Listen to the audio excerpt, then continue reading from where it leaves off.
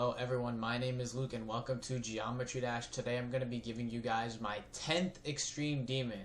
Can you believe it? We've done 10 of these, or in other words, I've put myself through this experience 10 times. Anyways, today's level is Innards by Kaito. This is my third hardest Extreme Demon that I've done behind Bloodbath and Blade of Justice. It's currently placed at number 891 on the AREDL Demons list, which is about 100 spots easier than Bloodbath. And I'm doing this level because I want to play a level that's going to build my wave skill. And boy oh boy does this level have some weird wave sections to play. So this level actually had a super buffed version, or I guess you could call it like an original unnerfed version, way back, made in 2017, 2018, early 2.1. And that version was so hard that if it had been verified at that time, it would have been easily the top one at the time. And it actually was verified in 2023. But since then, harder stuff has come out, and since this is the rated version of the level, we don't know exactly where that level would place on the demons list. Alright, anyways, I'm going to take you guys through a practice run of the level. This level plays so weird because the beginning is ridiculously easy, and this first, 15% is barely even, demon level gameplay. And because of that, it gets so frustrating to play this level just because you have to play this section over and over again. Even the song can get pretty annoying. This lullaby section right here. One thing about this platform is when you're on this platform, you have to hold and keep jumping until right before you speed up here. Otherwise, you'll fall off the front end of the platform.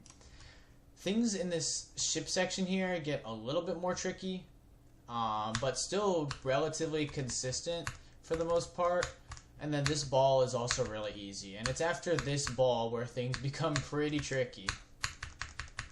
This UFO. So, this UFO is weird because you got to do some really quick double taps through these upside down sections. You'll see, not this one, but later on in the level. Or later on in the section, you have to do some hard inputs.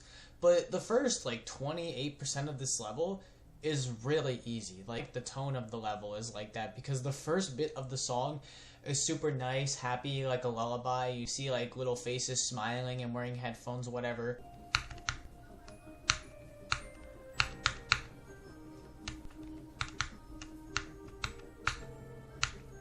The level is, a nice green, grayish color, and then everything's gonna change right here, and it's really, really weird.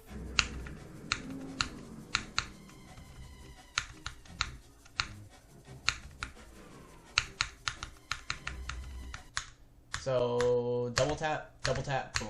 Just like that. And then you get to this section. This section took me a while to practice because essentially you're going to see all these glitch effects, but it is pretty easy once you get consistent at it. So, hold, click, click, do this little wave, and then jump, and then straight fly. There. 35% here, 36%. This is when the level becomes a total mess to play. This is when the level gets so hard, and every part of it is tricky. But there's less than a minute left of gameplay.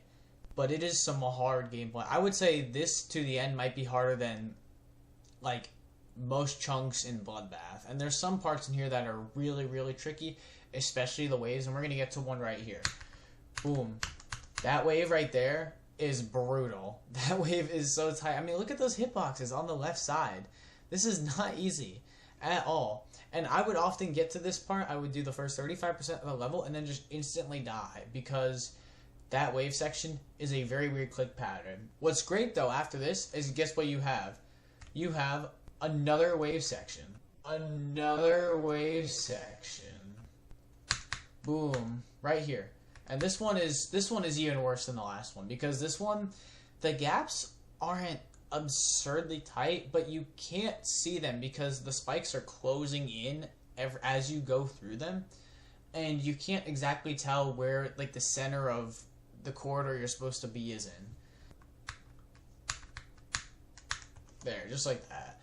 It is really tricky, and I would probably die here half the time that I even got here. It was absolutely brutal. It was a mess. It was just not fun. It was not fun at all to play this section.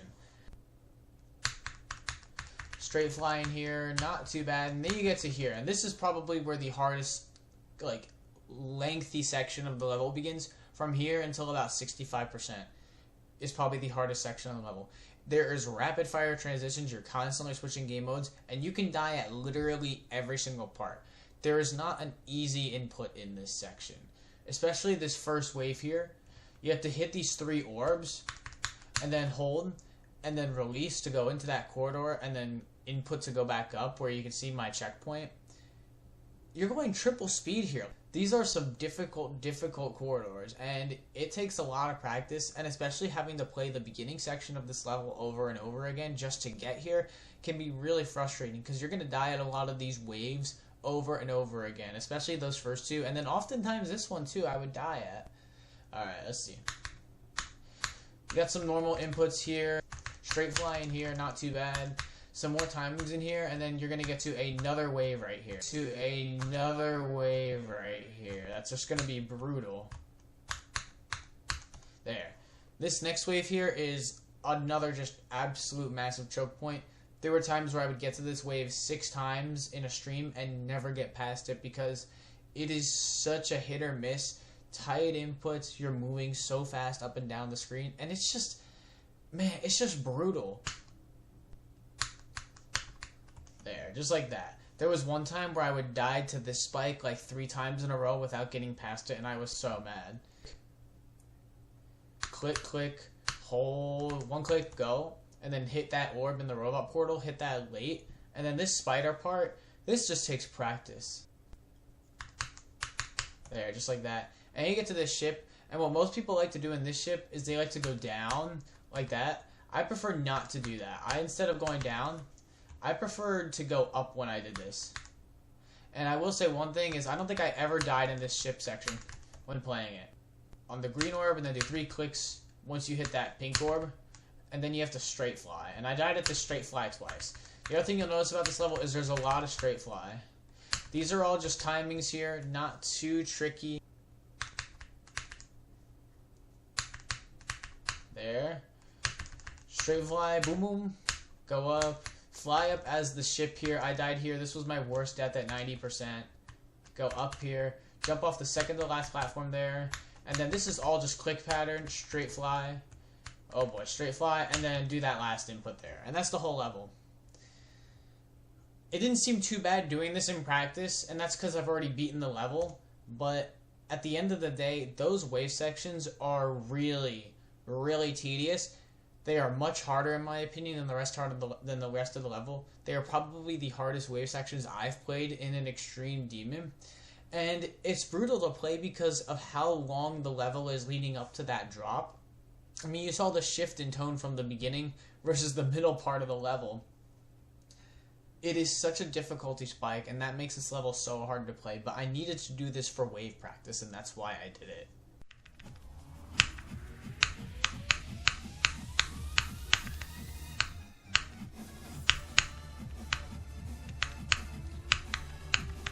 Oh, I clicked too early. Oh, boy.